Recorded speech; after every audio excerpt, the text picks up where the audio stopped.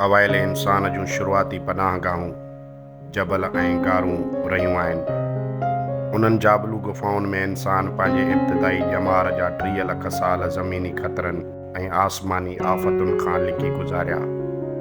गारनि जे पुरइसरार ऊंदाहियुनि ऐं वरवराकियुनि में हुनखे सुकून ऐं सांत जो अहसासु थींदो हो।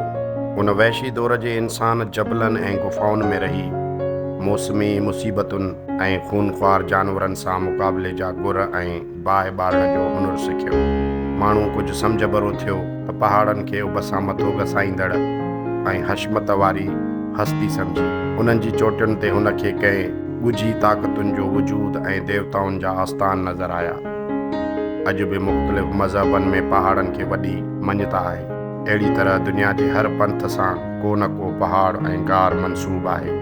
हूअं बि दुनिया जे हर खिते जा माण्हू पंहिंजे जबलनि ऐं टकरनि खे देवताउनि जियां मान ॾींदा आहिनि।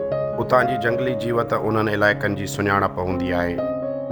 साॻिए वक़्तु फितरत जे शिदाइनि जा तफ़रीह तोड़े मुहिम जोईअ करे उन्हनि पहाड़नि ते पेचरा ठही वेंदा आहिनि।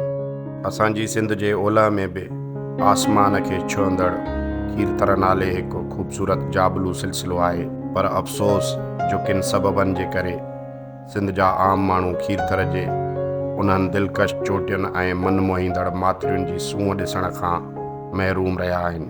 असांजा फ़क़ति चंद माण्हू ई उहे पुरपेच पेचरा पार करे उन जाबलू चित ते पहुता आहिनि, जिते सरिया ऐं गॾनि जा ठेंग टपा ॾिसण सां गॾु उतां जे कुदरती गुलनि ऐं वलड़ियुनि जो वास वरितो आहे।